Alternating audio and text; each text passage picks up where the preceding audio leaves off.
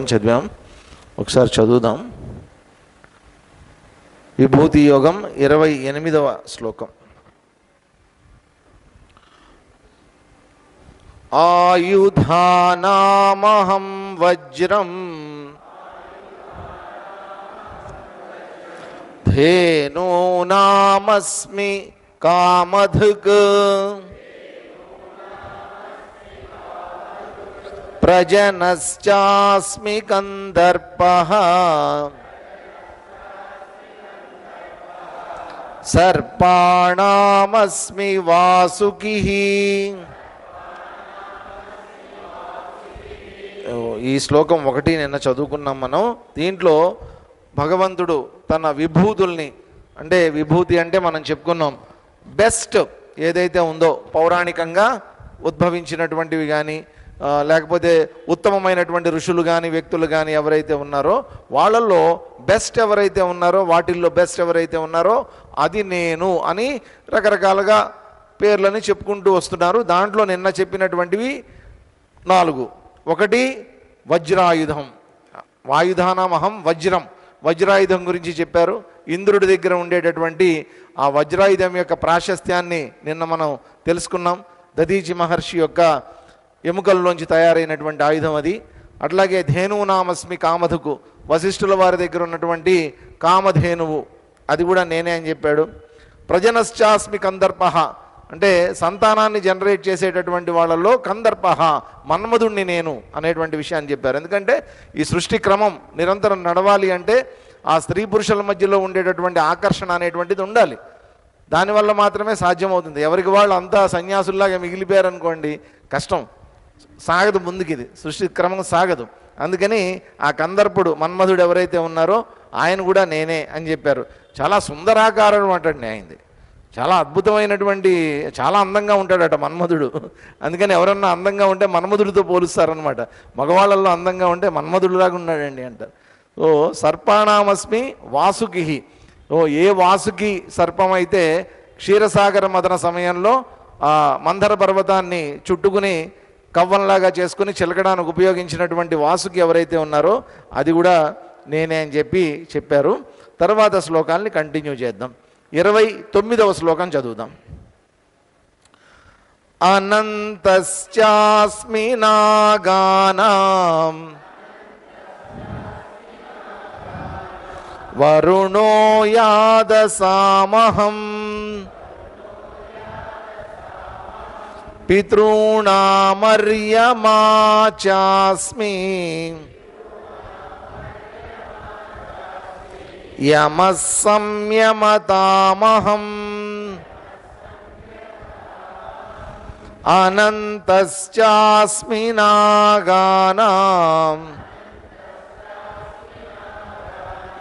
వరుణో యాదసామహం పితॄణామర్యమా చాస్మి M సంయమతామహం. నాగానాం అనంతః చాస్మి, నాగులలో నేను అనంతుణ్ణి, అంటే నాగులలో అనంతుడు అనేటువంటి వాడు ఉన్నాడు, ఆయన నేను అని చెప్తున్నారు. యాదసామహం వరుణః, అంటే ప్రవహించేటటువంటి వాటిల్లో నేను వరుణుణ్ణి. పితॄణాం అర్యమాచాస్మి, పితృదేవతలు ఎవరైతే ఉన్నారో వాళ్ళల్లో అర్యముడిని నేను, అర్యముడు అనే పేరు కలిగినటువంటి వాడిని నేను. సంయమతాం యమః అస్మి, సంయమతాం అంటే సంయమనం కలిగినటువంటి వాళ్ళు, అంటే నిగ్రహం కలిగినటువంటి వాళ్ళు ఎవరైతే ఉన్నారో వాళ్ళల్లో నేను యముణ్ణి అన్నారు.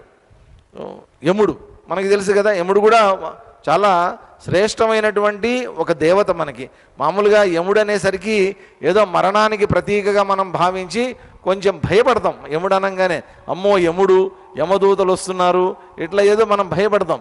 వాస్తవంగా ఏంటి, యముడు అనేటువంటిది ఒక నరకలోకం మనకుంది.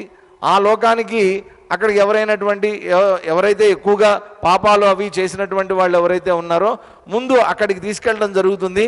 తర్వాత ఏదన్నా కొద్దో గొప్ప అక్కడ చేయాల్సినటువంటి పనిష్మెంట్లు అవన్నీ ఇచ్చేసిన తర్వాత తీసుకొని వెళ్ళి మళ్ళీ స్వర్గలోకంలో దించుతారట వాళ్ళు, ఏమైనా చేసి ఉంటే. మనం కూడా ఏమన్నా కొన్ని పాపాలు చేసి కొన్ని పుణ్యాలు కూడా చేసి ఉంటే పాపాలని శిక్షలు అనుభవించాలి కదండి, తప్పదు మరి. అందుకని ఏం చేస్తారు, ముందు ఎక్కడికి తీసుకెళ్తారట, యమలోకానికి తీసుకుని వెళ్తారు.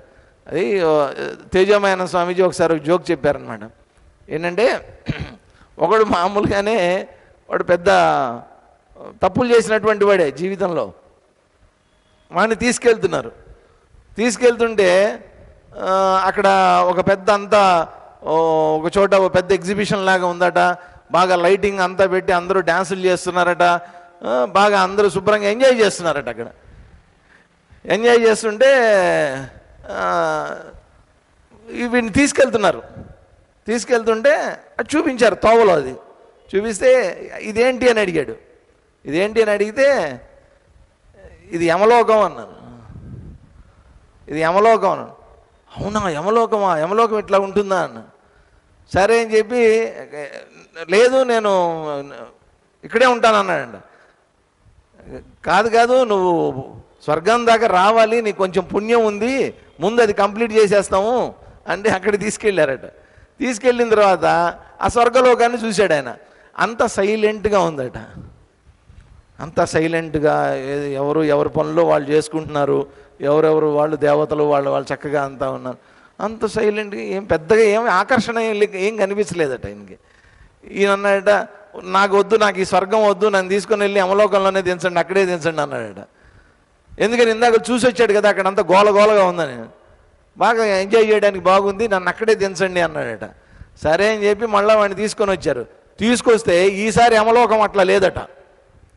అంత యమలోకంలో యమభటులు, శిక్షలు, అందరినీ కాల్చడాలు, వేయించడాలు, రకరకాల పనిష్మెంట్లు, కొట్టడాలు, కొరడా దెబ్బలు ఇవన్నీ ఉన్నాయట. అంటే వాళ్ళు చెప్పారట, ఒక్కసారి నువ్వు కోరుకున్నావు, స్వర్గానికి తీసుకెళ్లాల్సినటువంటి వాడివి నువ్వు, కానీ అక్కడికి వెళ్లకుండా ఇక్కడికి వస్తానన్నావు, నీ కర్మ, ఇక్కడికి వచ్చిన తర్వాత మళ్ళీ వెనక్కి వెళ్ళడానికి లేదు అన్నాడు. నాకు ఇదంతా చూస్తే భయం వేస్తోంది అన్నాడు. నథింగ్, ఇంక అయిపోయింది, ఒకసారి నువ్వు ఇక్కడ కోరుకున్నావు, ఇక్కడ తీసుకొచ్చేసాం, అయిపోయింది, ఇంక ఇక్కడే ఉండాలని. మరి ఇందాక తీసుకెళ్ళేటప్పుడు అట్లా లేదు కదా అన్నాడు. ఇక్కడంతా ఏదో అందరూ ఎంజాయ్ చేస్తున్నారు, డ్యాన్సులు చేసుకుంటున్నారు, చక్కగా పాటలు అన్నీ సాగుతున్నాయి, మరి అదేంటి అని అడిగాడ. అదంతా మా అడ్వర్టైజింగ్ డిపార్ట్మెంట్ అని చెప్పాడు. కాబట్టి యముడి యొక్క అడ్వర్టైజింగ్, నరకం అడ్వర్టైజింగ్ అంతా అట్లాగే ఉంటుంది అనమాట, అడ్వర్టైజ్మెంట్ అట్లాగే ఉంటుంది. కాబట్టి ఆటలు పాటలు తాగడం, తందనాలు ఆడటం, ఇదంతా అలాగే ఉంటుంది అడ్వర్టైజ్మెంట్. పొరపాటును దాంట్లో పడ్డారా, అయిపోయింది, అక్కడికే తీసుకెళ్తారు. చూడ్డానికి పైపోయినంత బాగానే ఉంటుంది, కాకపోతే ఏంటంటే దాని అధిపతి అయినటువంటి ఇక్కడ యముడు గురించి చెప్తున్నారు. ఎందుకనంటే అండి, మనం అనుకుంటాం ఊరికినే ఇట్లా ఏదో జోకులు వేసుకుంటాం. మన సినిమాల్లో కూడా చాలా చోట్ల ఏంటంటే ఆ సినిమా పేర్లు కూడా యమలీలని ఏవో పేర్లు పెట్టి అనవసరంగా యమధర్మరాజుని, ఆయన క్యారెక్టర్ని చాలా కించపరిచే విధంగా తయారు చేశారు. మనం హిందువులుగా మనం ప్రొటెస్ట్ చేయాలండి, ఇట్లాంటివన్నీ కూడా ఒప్పుకోకూడదు. యమధర్మరాజుని ఏదో భూలోకంలోకి తీసుకొని వచ్చి ఆయన ఏదో ఒక మామూలు క్యారెక్టర్ లాగా ఆయన్ని చూపించి, ఒక కామెడీ క్యారెక్టర్ లాగా తయారు చేసేసి ఆయన్ని చాలా అసభ్యంగా చూపించారు. నాకు నచ్చలేదు అది. అప్పటి నుంచి ఎప్పుడు ఆ యమగోళ సినిమా దగ్గర నుంచి ఇదే తంతు, యమలీలని అవని ఇవని, ప్రతిసారి ఈ మైథలాజికల్ సోషియో ఫ్యాంటసీ సినిమాలు వచ్చినప్పుడల్లా దాంట్లో యమధర్మరాజుని ఒక కామెడీ క్యారెక్టర్ కింద చూపించేస్తారు మనకి. కానీ ఇక్కడ చెప్తున్నటువంటిది ఏంటి, సంయమతాం, నిజమైనటువంటి నిగ్రహం కలిగినటువంటి వాళ్ళు ఎవరైతే ఉన్నారో. ఎందుకనంటే యమలోకం లాంటి లోకాన్ని పాలించాలంటే మాటలు కాదండి. ఎందుకనంటే ఇంతమందిని తప్పులు చేసినటువంటి వాళ్ళని, వాళ్ళ చిట్టాలన్నీ మెయింటైన్ చేయాలి, కరెక్ట్ డేటాబేస్ ఆయన దగ్గర ఉండాలి, సర్వర్లు సరిగ్గా పనిచేయాలి, చిత్రగుప్తుడు సరిగ్గా పనిచేయాలి, వాళ్ళ ల్యాప్టాప్లు కంప్యూటర్లు అన్నీ కరెక్ట్గా ఉండాలి కదా. ఒక బటన్ నొక్కితే ఇంకో పేరు రావడం, ఇదంతా అడ్రస్లు తప్పులు ఉండకూడదు. ఎవరిని తీసుకురావాలో వాళ్ళనే తీసుకురావాలి, ఎప్పుడు తీసుకురావాలో అప్పుడే తీసుకురావాలి. ఇంత కరెక్ట్ మెయింటెనెన్స్ అనేటువంటిది ఉంటుంది అక్కడ. స్వర్గలోకంలో కూడా ఇంత కరెక్ట్ మెయింటెనెన్స్ ఉండదండి. యమలోకంలో మాత్రం, నరకంలో ఇంత కరెక్ట్గా మెయింటైన్ చేస్తారు ఆయన. అందుకోసం అని చెప్పి అవన్నీ చూడడానికి ఆయన చిత్రగుప్తుడు గారు ఒక ఆయన లెక్కాచారం చూడటానికి అంతా ఇవన్నీ ఉంటాయి. కాబట్టి ఇదంతా నడిపించాలి అంటే అత్యంత సంయమనం కలిగినటువంటి వాడు. ఎందుకనంటేనండి, మీరు ఇంతకు ముందు నేను ఒకసారి మీకు నచికేతుడు కథ చెప్పా. ఆ నచికేతుడు కథలో కూడా విచిత్రం ఏంటంటే, యమధర్మరాజు ఏదో మరణానికి సంకేతం అని అనుకున్నటువంటి ఆయన నచికేతుడు అడగంగానే ఆత్మవిద్యను ప్రబోధించాడు. ఆయన ఆత్మవిద్యని, నచికేతాగ్ని గురించి చెప్పాడు. ఆయన స్వర్గానికి వెళ్ళడానికి అవసరమైనటువంటి నచికేతాగ్నిని ఉపదేశం చేశాడు. ఆయన 3 వరాలు ఇచ్చాడు. కాబట్టి ఒక వరం ఇవ్వదగినటువంటి స్థితిలో ఉన్నాడు అంటే ఆయన దగ్గర ఎంత నిగ్రహం ఉండాలి, ఎంత శక్తి ఉండాలి ఆయన దగ్గర. కాబట్టి పుట్టించడం ఎంత ముఖ్యమో, పుణ్యలోకాలకి తీసుకుని వెళ్ళటం ఎంత ముఖ్యమో, అలాగే నరకాది లోకాలకి తీసుకెళ్ళటం కూడా అంతే ముఖ్యం. కాబట్టి ఆ పనిని సమర్థవంతంగా చేసేటటువంటి వాడు ఎవరైతే ఉన్నారో ఆయన ఖచ్చితత్వం అనేటువంటిది అవసరం. కాబట్టి ఎటువంటి ప్రలోభాలకి లోను కానటువంటి వాడై ఉండాలి. కాబట్టి సంయమనం అనేటువంటిది అవసరం అన్నమాట. పొరపాటున ఎవరన్నా వచ్చి మనకి ఇప్పుడు చూడండి, ఎవరైనా తీసుకెళ్ళి పోలీస్ స్టేషన్లో వేస్తారు. వేసిన తర్వాత ఏమవుతుంది, 1-2 ఫోన్లు వస్తాయి. సార్ మనోడే సార్, కొంచెం వదిలేయండి సార్. ఓ పొలిటీషియన్స్ దగ్గర నుంచో, హైయర్ అఫీషియల్స్ దగ్గర నుంచో ఫోన్లు వస్తాయి. ఫోన్లు వస్తే ఏం చేస్తారు, వాళ్ళు మాత్రం ఏం చేస్తారు, విడిచిపెట్టేశారు, పోరాపోయి ఇంటికి బాగుంటారు. అలా యమలోకంలో కుదరదండి. సార్ ఇంద్రుడు ఫోన్ చేశారు సార్, పంపించేశాం సార్ అంటే కుదరదు. మోడీ గారు ఫోన్ చేశారు సార్, పంపించేశాం, కుదరదు అక్కడ. కాబట్టి నిర్దుష్టమైనటువంటి ధర్మం, అందుకనే యమ ధర్మరాజు ఆయన, నిర్దుష్టమైనటువంటి ధర్మాన్ని పాలించేటటువంటి వాడు ధర్మబద్ధంగా. అందుకని ఆ యముణ్ణి నేనే అన్నాడు. పితృణాం అర్యమాచాస్మి, పితృదేవతలు ఎవరైతే ఉన్నారో, ఇది నరకలోకం. పితృలోకాలు కూడా ఉన్నాయి. ఈ పితృలోకాలు ఏమిటి అంటే, మన పితృదేవతలు ఎవరైతే ఉన్నారో, మన పితృలు, మన తాతలు ముత్తాతలు తండ్రులు, వాళ్ళందరూ ఎవరైతే ఉన్నారో, కొంతమంది పితృలోకాలను కోరుకుంటారు. వాళ్ళు ఆ పితృలోకాల్లో ఉండాలి, ఆ పితృలోకాల్లో ఉన్నంత కాలము ఇక్కడ ఉన్నటువంటి నా తదనంతర సంతానాలు ఎవరైతే ఉన్నారో వాళ్ళందరూ మమ్మల్ని ఆరాధించాలి, మమ్మల్ని దేవతల్లాగా కొలవాలి అని కోరుకునేటటువంటి వాళ్ళు కొంతమంది ఉంటారు. ఈ పితృలోకాలు కూడా ఎలాంటివంటే అవి కూడా పుణ్యలోకాలు.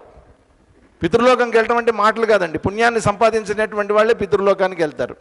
కాబట్టి పితృలోకంలో వాళ్ళు శాశ్వతంగా నివాసం ఉండాలి అంటే ఇక్కడ వాళ్ళ సంతానాలు ఎవరైతే ఉన్నారో వాళ్ళు ఖచ్చితంగా వాళ్ళకి సంవత్సరీకాలు అనేటువంటివి, తద్దినాలు అనేటువంటివి చేస్తూ, తర్పణాలు అనేటువంటివి చేస్తూ వాళ్ళను అక్కడే ఉండేటట్టు జాగ్రత్తగా కాపాడుతూ ఉండాలి. కాబట్టి అటువంటి పితృదేవతలు ఏవైతే ఉన్నాయో, పితృలోకాలు ఏవైతే ఉన్నాయో వాటికి అధిపతి అయినటువంటి అర్యముడు, ఆయన మహాజ్ఞాని, చాలా శక్తివంతుడు, తేజవంతుడు, సకల శాస్త్ర సంపన్నుడు ఆయన. కాబట్టి అర్యముడు, ఆ అర్యముడు నుంచి వచ్చినటువంటి పదమే ఆర్యము. ఆర్యులు అంటారు. మనందరం కూడా ఎక్కడి నుంచి వచ్చామంటే మనందరం ఆర్యులు అనమాట. మామూలుగా ఒక థియరీలు కొన్ని ఉన్నాయి, మన చరిత్రకి సంబంధించి కొన్ని సిద్ధాంతాలు ఉన్నాయి.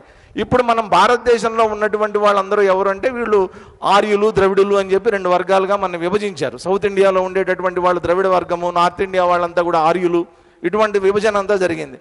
తర్వాత అంతా కూడా ఇటు వాళ్ళు అటు, అటు వాళ్ళు ఇటు అంతా మిక్స్ అవ్వడం, కంబైండ్ అయిపోవడం, ఒకటే భారతదేశం తయారవడం, ఇదంతా జరిగింది. ఈ ఆర్యులు అనేటువంటి వాళ్ళు ఎక్కడి నుంచి ఇక్కడికి వచ్చారు అంటే జర్మనీ వైపు నుంచి ఇక్కడికి వచ్చారట. అది విచిత్రం. అది ఏంటో మరి, ఆ సిద్ధాంతం ఒకటైతే ఉంది. జర్మనీ నుంచి ఇక్కడికి వచ్చారట. ఇప్పటికీ కూడా ఏమంటారంటే, ఇప్పుడు మనం పాలస్తీనా అని చెప్పుకుంటున్నాం చూసారా, అక్కడ యూదులు అనమాట, వాళ్ళు ఉండేది జ్యూస్ అంటారు వాళ్ళని. ఆ జ్యూస్ కానివ్వండి, లేదా ఇక్కడ జర్మనీలో ఉన్నటువంటి వాళ్ళు కానివ్వండి, నాజీస్ ఒకప్పుడు హిట్లర్ పరిపాలించినటువంటి ప్రాంతాల్లో వాళ్ళంతా కూడా అక్కడి నుంచి అత్యంత తెలివైనటువంటి వాళ్ళు, మేధో సంపత్తి కలిగినటువంటి వాళ్ళు అనమాట వాళ్ళందరూ. అందుకని వాళ్ళు ఎక్కడి నుంచి ఆ పితృదేవతల యొక్క సంతానంగా వాళ్ళు వచ్చారు. విచిత్రం ఏంటంటే, ప్రపంచంలో ఒక అద్భుతమైనటువంటి సంస్కృత యూనివర్సిటీ ఎక్కడుందంటే, మొట్టమొదటి స్థాపించిన యూనివర్సిటీ ఎక్కడుందంటే జర్మనీలో ఉంది. జర్మనీకి చాలా కాలం వరకు మనకి ఇప్పుడైతే ఎయిర్ ఇండియా ఎలాగైతే మన భారతదేశం యొక్క అఫీషియల్ ఎయిర్లైన్స్ చాలా కాలం ఎయిర్ ఇండియా ఉండేది, ఇండియన్ ఎయిర్లైన్స్, ఎయిర్ ఇండియా కదా, అట్లాగే జర్మనీకి అఫీషియల్ ఎయిర్లైన్స్ ఏంటో తెలుసా, గరుడ అని చెప్పి వాళ్ళ సొంత జర్మనీ వాళ్ళ సొంత ఎయిర్లైన్స్ ఒకటి ఉండేది అనమాట, గరుడ అని చెప్పి, ఎయిర్ గరుడ అనేవాళ్ళు. సో అక్కడి నుంచి, ఎందుకంటే అక్కడ సంస్కృత భాష అనేటువంటిది పరిడిల్లిందంటారు, అక్కడ పుట్టింది, అక్కడి నుంచే మైగ్రేట్ అయింది, ప్రపంచం అంతా కూడా వ్యాపించింది, ఈ ఖండాలు అనేటువంటివి విడిపోయాయి. తర్వాత భారతదేశం యొక్క ఈ ఖండం యొక్క పరిస్థితులు, పెనిన్సులా, ఈ ద్వీపకల్పం యొక్క పరిస్థితులు సాధనకి అనుకూలంగా ఉండటం వల్ల, ఇక్కడ అద్భుతమైనటువంటి వాతావరణం ఉండటం వల్ల, ఇక్కడ హిమాలయాలు ఉండటం వల్ల, ఇక్కడ దండకారణ్యాలు అనేటువంటివి ఉండటం వల్ల, నిరంతరం ప్రవహించేటటువంటి జీవనదులు ఉండటం వల్ల ఆర్యులు అనేటువంటి వాళ్ళు అక్కడి నుంచి మైగ్రేట్ అయ్యి ఋషుల రూపంలో, మును రూపంలో ఇక్కడికి వచ్చి వాళ్ళు తపస్సంపన్నులయ్యి ఇక్కడ వాళ్ళు సెటిల్ అయిపోయారు పర్మనెంట్గా అని చెప్పి చెప్తారు. ఇదొక సిద్ధాంతం ఇదంతా కూడా. కాబట్టి ఈ అర్యులు ఎవరైతే ఉన్నారో, అర్యుడి నుంచి వచ్చినటువంటి వాళ్ళు అర్యమా, ఈ అర్యమా నుంచి వచ్చినటువంటి పితృదేవతల యొక్క సంతానాలు ఎవరైతే ఉన్నారో వాళ్ళంతా కూడా ఆర్యులు అని చెప్తారనమాట. కాబట్టి ఈ పితృదేవతల యొక్క అధిపతి ఎవరైతే ఉన్నాడో, అర్యుడు ఎవరైతే ఉన్నారో ఆయన నేనే అని చెప్పి చెప్తున్నారు. అదేవిధంగా వరుణో యాదసామహం. యాదసాం అంటే ఏంటంటే ఒకటి జలచరాలు, రెండోది ఏంటంటే ప్రవహించేటటువంటి జలం అని అర్థం. జలంలో ఉండేటటువంటి జలచరాలను కూడా యాదసాం అంట. అటువంటి వాటిల్లో నేను ఎవరిని? వరుణుడు. వరుణుడు అంటే ఏంటంటే నీటికి అధిపతి అయినటువంటి వాడు వరుణుడు. మామూలుగా వరుణదేవుడిని మనం ఎలా కొలుస్తాం? వర్షం రూపంలో కొలుస్తాం కదండి. వర్షం ఆగిపోయి వరుణదేవుడు కరుణించాడండి అంటాడు. వర్షం పడలేదనుకోండి, ఇంకా వరుణదేవుడు కరుణించలేదండి అంటాం మనం. వరుణుణ్ణి మనం వర్షంతో కొలుస్తాం. వాస్తవంగా వర్షంతోనే వరుణుణ్ణి కొలవడానికి గల కారణం ఏంటి? నీరు ఉంటుంది కాబట్టి. మేఘాల్లో నీరు ఉంటుంది కాబట్టి మేఘాలకు అధిపతి మళ్ళీ వేరండి. మేఘాలకు అధిపతి మళ్ళీ ఇంద్రుడు.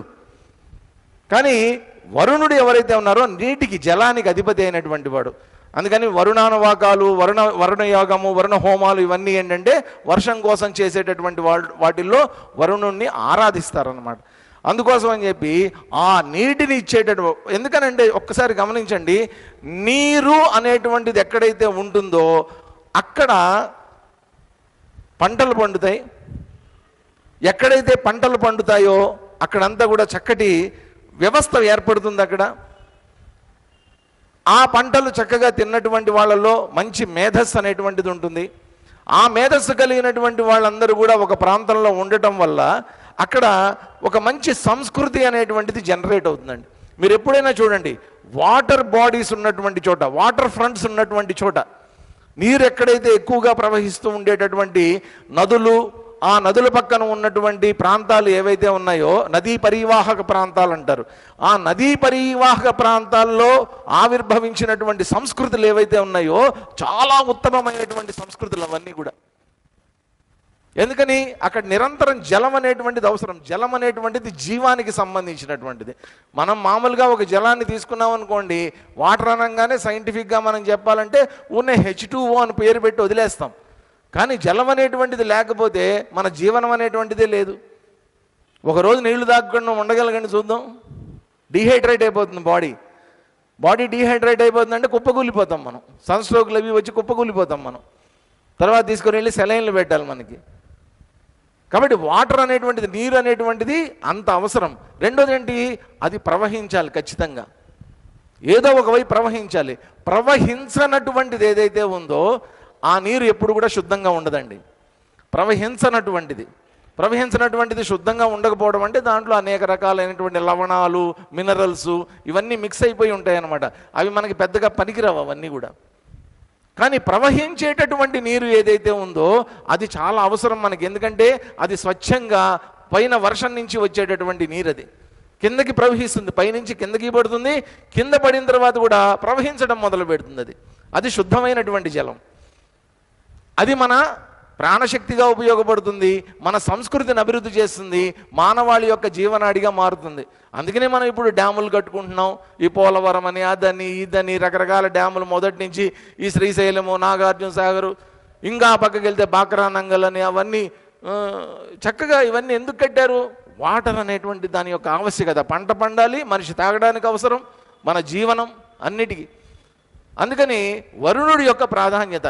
అందుకనే ప్రతి హోమం చేసేటప్పుడు ఎప్పుడు కూడా అండి, ఒక ప్రతిష్టా కార్యక్రమంలో కానీ, లేకపోతే ఒక ఇంటి గృహప్రవేశ కార్యక్రమంలో కానీ, ఎప్పుడైనా సరే ఒక మంచి కార్యక్రమం, వైదిక కార్యక్రమం జరుగుతున్నప్పుడు అక్కడ చేసేటటువంటి హోమంలో ఖచ్చితంగా వరుణుడిని ఆవాహనం చేసి వరుణుడికి స్వాహాకారాలు సమర్పించకుండా యజ్ఞం పూర్తి కాదు, హోమం పూర్తి కాదు. వరుణుడికి ఇవ్వాల్సినటువంటి భాగాలు ఆయనకు సమర్పించాల్సిందే. వరుణాయ స్వాహ, వరుణాయదం మమ ఇవ్వాలి ఆయన ఖచ్చితంగా. ఎందుకంటే నీరు అనేటువంటి దాని యొక్క అవసరం.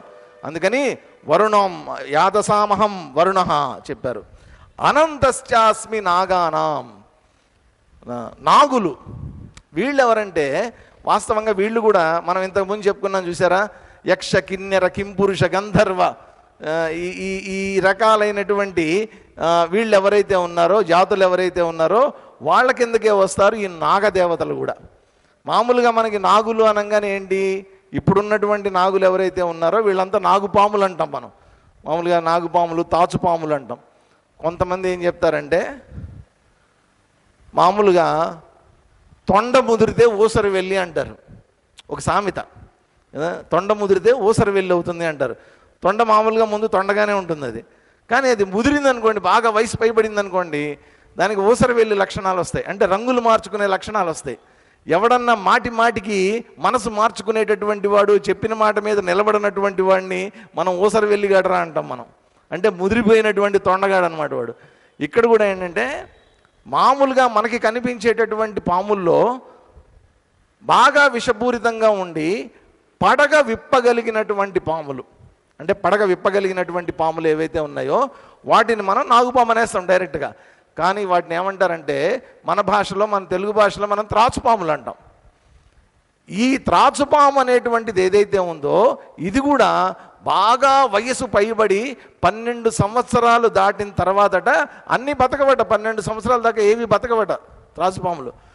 ఒకవేళ ఏదన్నా త్రాచుపాము గనక 12 సంవత్సరాలు గనక బతకగలిగితే దాని తర్వాత ఏమవుతుందంటే దానిలో ఉండేటటువంటి విషం అంతా వెళ్ళిపోతుందట. ఇంకా విషాన్ని ప్రొడ్యూస్ చేయలేదు, తయారు చేయలేదన్నమాట.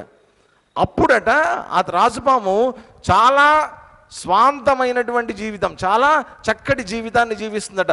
అది దాంట్లో ఎటువంటి ఉద్రేకం కానీ, ఎటువంటి పౌరుషం కానీ, ఎవరినన్నా కాటు వేయాలనేటువంటి ఇది కానీ, కోపం కానీ, క్రోధం కానీ, పొరపాటును కూడా దాంట్లో కనిపించదట.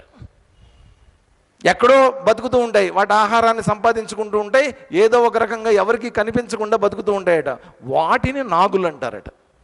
ఇవి నాగుపాములు కాదు, ఇవి ఊరినే తాచుపాములు అంటారు అన్నమాట, కోబ్రాసవి అని. అటువంటి నాగులు మామూలుగా మనం చెప్పుకునేటటువంటి నాగులు అనమాట. యాక్చువల్గా ఏంటంటే నాగలోకం అనేటువంటిది ఒకటి ఉండేది. మనం ఈ నాగలోకం గురించి ఎప్పుడు చూసి ఉండం, మీకు గుర్తుండి ఉంటుంది. భీముడిని తీసుకెళ్ళిపోతారనుకుంటా కదా అక్కడ. ఆ భీముడికి విషం ఇచ్చినప్పుడు చిన్నప్పుడు విద్యాభ్యాసం జరుగుతున్నప్పుడు కౌరవులు ఆ భీముడిని సంహరించడానికి అని చెప్పి అదే అంతవాడికి ఇచ్చిన విషయం సరిపోలేదన్నమాట. స్రోతప్పి పడిపోతాడు, నాగలోకంలోకి వెళ్ళిపోతాడు. ఇట్లాగా అప్పుడు మనకు కనిపిస్తుంది నాగలోకం అనేటువంటిది ఒకటి. ఈ నాగులు అనేటువంటి వాళ్ళు ఎవరంటే కశ్యప ప్రజాపతి మరియు కద్రువ, వీళ్ళకి పుట్టినటువంటి సంతానం అన్నమాట. అప్పుడు ఆవిడ అడుగుతుంది, వరం అడుగుతుంది అన్నమాట. ఏమనంటే నాకు 1000 మంది పుత్రులు కావాలని అడుగుతుంది. 1000 మంది పుత్రులు ఎలాంటి వాళ్ళు కావాలి, మంచి పౌరుషం ఉండేటటువంటి వాళ్ళు, అట్లాంటి వాళ్ళు ఇట్లాంటి వాళ్ళు కావాలంటే పాముల రూపంలో పుట్టారు వాళ్ళంతా, నాగదేవతల రూపంలో పుట్టారట వాళ్ళంతా 1000 మంది. ఆవిడికి 1000 అండాలు ఇచ్చారు ఆవిడికి. ఆ 1000 అండాల్లోంచి 1000 మంది పుత్రులు కలిగారు. ఈ 1000 మంది నాగులు ఎవరైతే ఉన్నారో వాళ్ళు అసలైనటువంటి నాగులు, నాగదేవతలు. తర్వాత నుంచి వాళ్ళ నుంచి నాగ సంతానం అనేటువంటిది ఏర్పడుతూ వచ్చింది. ఆ నాగదేవతలనే ఇప్పుడు మనం ఏం చేస్తామంటే దేవతలుగా ఆరాధిస్తూ మన గుళ్ళల్లో అక్కడంతా కూడా నాగప్రతిష్టలు చేసుకుని ఆ నాగప్రతిష్టలకి మనం అవన్నీ సమర్పించడము, దానికి అభిషేకాలు చేసుకోవటము, ఇవన్నీ చేస్తాం. అంతే తప్ప మామూలు చిన్నప్పుడు మా నాన్నగారు అనేవాళ్ళు, ఇదేది మనకి ఇక్కడ నాగుల చవితి చేస్తారు కదా, నాగుల చవితి అని చేస్తారు. మాకు అక్కడ నాగుల చవితి ఎప్పుడంటే దీపావళి అమావాస్య తర్వాత 4వ రోజున వచ్చేటటువంటి చవితి అన్నమాట. అది మేము నాగుల చవితిగా చేస్తాం. ఇక్కడ వేరే ఉంది ఏదో, శ్రావణ మాసంలో వస్తుంది కదా, శ్రావణ శుద్ధ చతుర్థి నాడో ఎప్పుడో వస్తుంది అది. అప్పుడు నాగుల చవితి ఇక్కడ చేస్తారు, మాకు వేరే ఉంటుందన్నమాట.